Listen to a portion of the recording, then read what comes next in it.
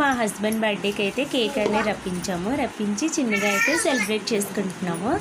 Happy birthday to you my husband and my lovely husband అని wish చేస్తున్నాను. Phone పెట్టడానికి అయితే ట్రైపాడ్ని కొంచెం సెట్ చేసుకుంటున్నాము.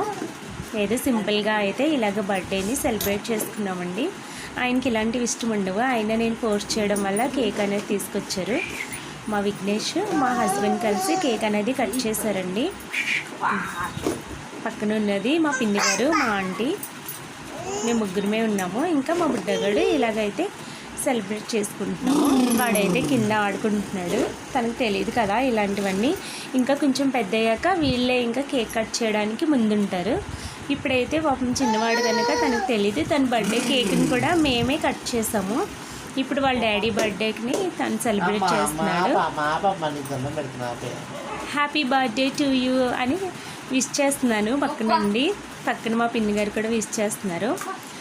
మేమే కదండి, మీరు కూడా విష్ చేసి మా హస్బెండ్కి విషెస్ చెప్పండి, ఇంకా బ్లెస్సింగ్స్ కూడా ఇవ్వండి. పక్క నుంచి మా వారు అల్లరి చేస్తున్నారు.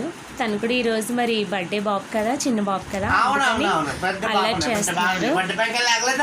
మామూలు కేక్ ఎప్పుడు ఉండేది కదా, అందుకని కూల్ కేక్, అది కూడా పైనాపిల్ ఫ్లేవర్ అనేది తీసుకొచ్చి ఇలాగా తన బర్త్డేకి తను కాకుండా మా విఘ్నేష్ మా వారికి కేక్ గిఫ్ట్గా ఇచ్చినట్టుగా హ్యాపీ బర్త్డే డాడీ అని రాయించాము.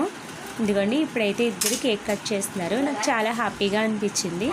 మొన్న అయితే మేము సెలబ్రేట్ చేసుకోలేదు, మొన్న మా మ్యారేజ్ యానివర్సరీ సెలబ్రేట్ చేసుకోలేదు. ఆయన వైజాగ్లో ఉన్నారు కదా, అందుకని ఇప్పుడైతే సెలబ్రేట్ చేసుకుంటున్నాము. నేనే ఇంకా మా వారికి అమ్మ అయినా భార్యనైనా నేనే, అందుకే ఆయనకి నా బ్లెస్సింగ్స్ ఎప్పుడూ ఉంటాయి. ఆయన ఎప్పుడు హ్యాపీగా ఉండాలని కోరుకుంటాను. మీరు కూడా బ్లెస్సింగ్స్ ఇవ్వండి. ఇన్నిసార్లు చెప్తున్నాను కదా, ఏమనుకోవద్దు. మా ఆంటీ కూడా పెట్టి బ్లెస్సింగ్స్ ఇస్తున్నారు. Happy birthday to you. ఇలాంటి బర్త్డేలు 1000 జరుపుకోవాలని కోరుకుంటున్నానండి. Many more happy returns